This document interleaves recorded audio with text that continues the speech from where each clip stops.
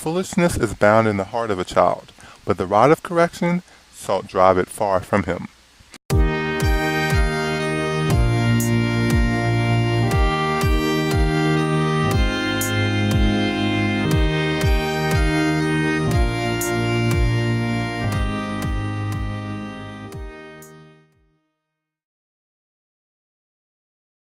The man given the title of the wisest man of his time was King Solomon. In the books of Proverbs, we have the opportunity to learn from King Solomon, the man given the title the wisest man that ever lived. The book of Proverbs provides us with simple, bite-sized instructions to help us gain wisdom with managing money, interacting with others, and even raising children. One such proverb states, "Foolishness is bound in the heart of a child, but the rod of correction shall drive it far from him." This verse is often used by Christians as a reason why children should be spanked as a form of discipline. Before we search the Bible to understand if children should be spanked, we first need to understand what is the role of a parent. Without much argument, most will agree that the two major roles of a parent are to love and protect their children. We see this clearly illustrated by Solomon, the wisest man ever, when two women had a dispute about who was the rightful mother of a child. To solve the dispute, Solomon stated that he would cut the child in two pieces so that each parent could have a half of the child. One mother stated that if the child would be harmed, the other lady could have the child. The mother's love for her child led to a desire to protect her child from harm. And Solomon saw this, and he saw that she was the rightful mother.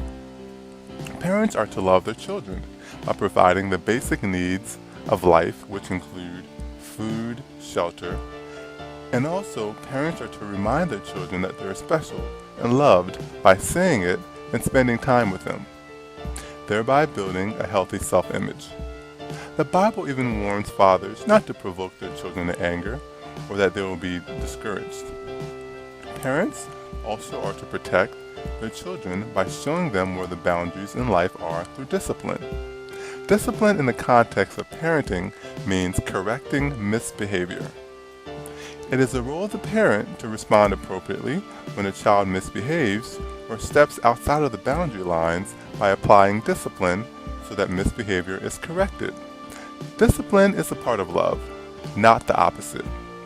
Because the parent loves and wants to protect their child, they in turn discipline the child. Spanking is a form of discipline that is often used to correct misbehavior. As stated by Solomon, foolishness is bound in the heart of a child, but the rod of correction shall drive it far from him.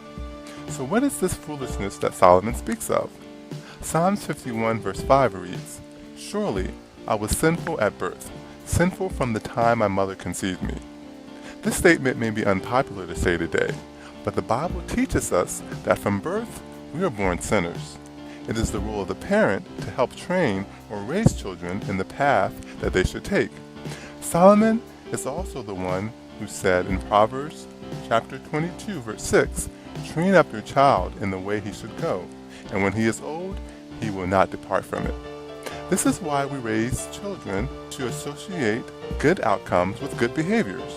We praise good outcomes to get more of it, and we correct misbehavior to get less of it.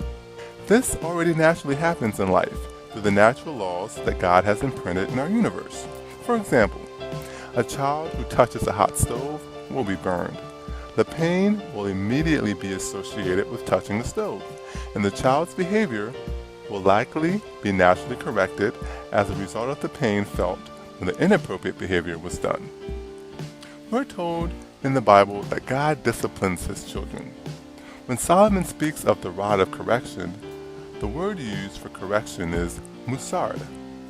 Proverbs 3 verse 11 reads, "My son, despise not the chastening of the Lord, neither be weary of his musard," or correction.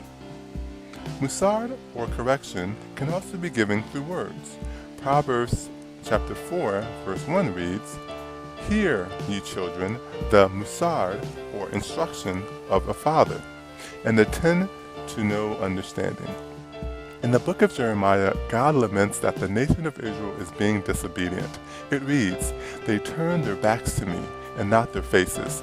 Though I taught them again and again, they would not listen or respond to my musard, or to discipline."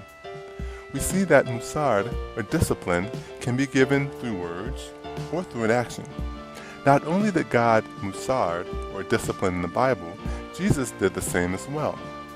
Jesus, we find, often applied musard, or correction, to misbehavior through words.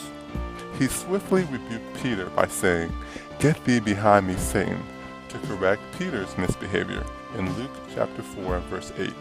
However, there were times when Jesus was more physical in his approach to correcting misbehavior.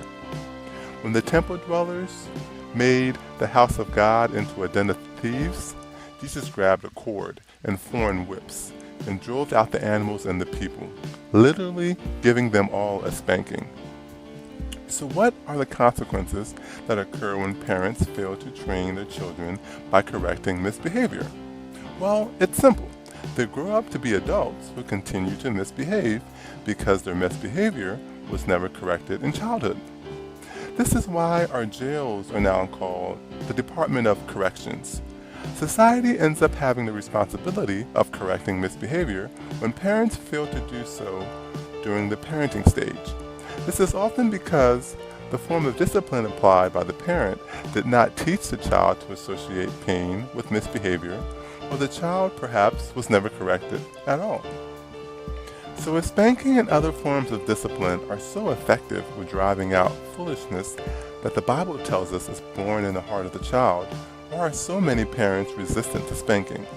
The first reason is because many parents were inappropriately spanked as children, in an abusive way in which their parents went beyond trying to correct the behavior and into the territory of unleashing their anger on the child.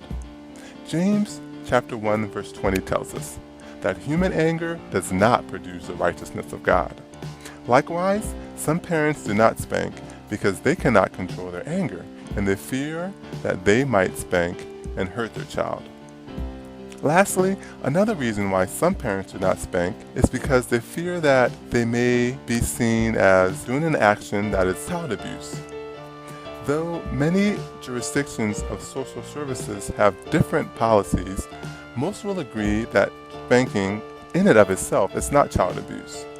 There are some jurisdictions that have limits, such as you may only spank once or twice. But most jurisdictions allow spanking in so much as a child is not physically injured through bruises or scarring. It is better to correct a child's misbehavior while they're young than wait until they become older and leave it to society to correct their misbehavior. So was Solomon right, or are we wiser than the man given the title the wisest man ever? Well, of course Solomon was right, because his wisdom comes directly from God. Let us know that each child is special and unique. Some children may be more rebellious than others. However, each child needs to be corrected when they misbehave.